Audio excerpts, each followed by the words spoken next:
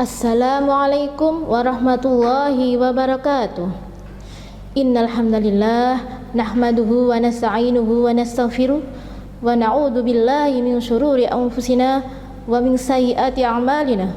May yahdihillahu fala mudhillalah wa may yudlil fala hadiyalah. Amma ba'd. Ayyuhat tullabat thalibat, tentunya kita masih dalam suasana bulan Ramadan dan dalam kegiatan Baitul Arqam daring SMA Muhammadiyah 3 Tulangan Sidoarjo. Pada kesempatan kali ini kita akan membahas tentang ilmu tajwid. Di dalam Al-Qur'an dijelaskan, khairukum man ta'allamal Qur'an wa 'allamahu. Sebaik-baik dari kalian adalah orang yang belajar Al-Qur'an dan mengajarkannya. Dalam Al-Qur'an juga dijelaskan, warattilil Qur'ana tartila. Dan bacalah Al-Qur'an itu dengan tartil. Yang dimaksud tartil yaitu membaca Al-Quran dengan lancar dan benar. Benar baik dalam bacaan makhrajnya maupun benar dalam segi ilmu tajwidnya. Pada kesempatan kali ini kita akan membahas tentang bacaan qalqalah. Apa itu qalqalah? Menurut bahasa yaitu pantulan atau getaran. Sedangkan qalqalah menurut istilah yaitu melafalkan huruf-huruf tertentu dengan suara memantul di bagian makhrajnya, baik huruf-huruf itu berharokat sukun, fathah, kasroh, dan dhammah dikarenakan waqaf.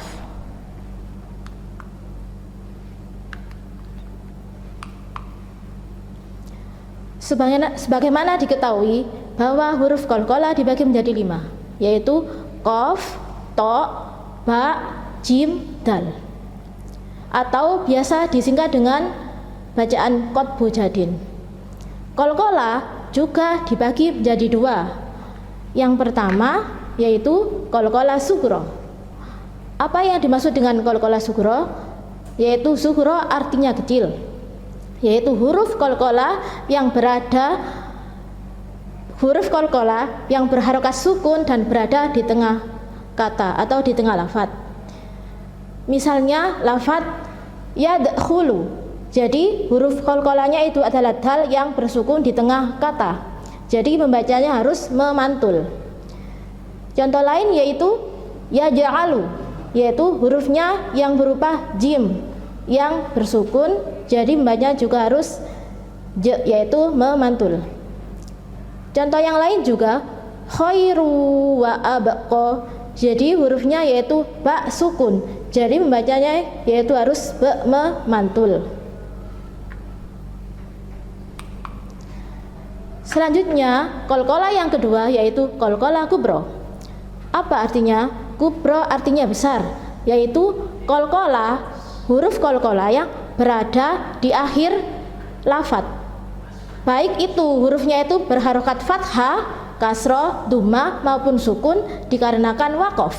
Cara membaca qalqalah kubra yaitu pantulannya harus lebih kuat daripada dengan qalqalah sughra karena berada di akhir ayat. Yaitu contohnya qul huwallahu ahad. Jadi huruf qalqalahnya yaitu dal yang berharokat dhammatain, tetapi membacanya itu harus disukun dan memantul lebih keras. Contoh lain yaitu qul a'udzu birabbil falaq. Jadi hurufnya yaitu berupa qaf yang di kasroh, tetapi membacanya itu disukun dan dipantulkan, yaitu birabbil falaq. Jadi lebih ditekankan daripada dengan qalqalah sughra.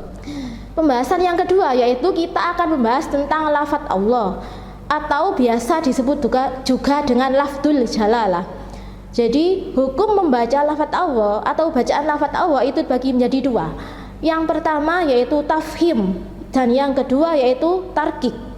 Apa itu tafhim? Yang pertama yaitu lafaz Allah yang dibaca tebal.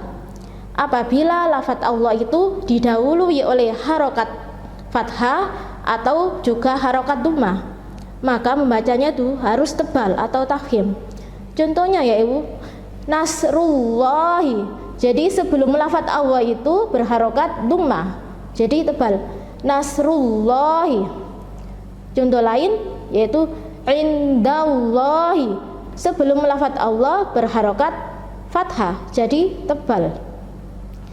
Contoh yang lain lagi yaitu innallaha, jadi sebelum lafadz Allah itu berharokat fathah, jadi membacanya juga harus tebal. Bagian lafadz Allah yang kedua yaitu lafadz Allah dibaca tarkik. Tarkik apa artinya? Yaitu dibaca tipis. Jadi apabila lafadz Allah didahului oleh harokat kasroh, maka membacanya harus tipis, yaitu dibacalah, bukan Allah lagi. Contohnya bismillah. Jadi sebelum lafadz Allah itu didahului oleh harokat kasroh, maka membacanya lah bismillah, bukan bismillah. Kemudian yang kedua alhamdulillah, jadi dibaca lillahi ya. Kemudian contoh yang ketiga yaitu la haula wala quwata illa billahi, jadi sebelum lafadz Allah juga berharokat kasroh, maka dibaca illa billahi, bukan illa billahi, karena tarkik jadi dibaca tipis. Pembahasan selanjutnya yaitu kita membahas tentang mat. Apa itu mat? Menurut bahasa, mat artinya panjang, sedangkan menurut istilah yaitu memanjangkan suara menurut kedudukan dari salah satu huruf mat. Huruf mat itu ada 3, yaitu alif, wawu, dan ya. Mat dibagi menjadi 2 bagian. Yang pertama mat tabi'i, dan yang kedua yaitu mat far'i. Mat tabi'i disebut juga dengan mat asli, yaitu apabila ada fathah yang diikuti dengan alif, kasroh yang diikuti oleh ya, dan dhamma yang diikuti oleh wawu. Panjang mat tabi'i adalah 1 alif atau 2 harokat, atau bisa dikatakan juga dengan 2 ketukan. Contohnya yaitu walladina. Jadi lafadz walladina di sini ada ya sukun yang jatuh setelah kasroh, atau kasroh yang diikuti oleh ya sukun, maka membacanya walladina, jadi 2 ketukan atau 1 alif. Kemudian contoh lain yu'minuna, jadi di sini ada dhamma yang diikuti oleh wawu sukun, maka membacanya yu'minuna, 2 ketukan. Kemudian contoh lain ta'lamuna, jadi di sini ada dhamma yang diikuti oleh wawu sukun, jadi membacanya 2 ketukan, ta'lamuna. Kemudian razaqnahum, jadi di sini ada fathah yang diikuti oleh alif, maka membacanya 2 ketukan, razaqnahum.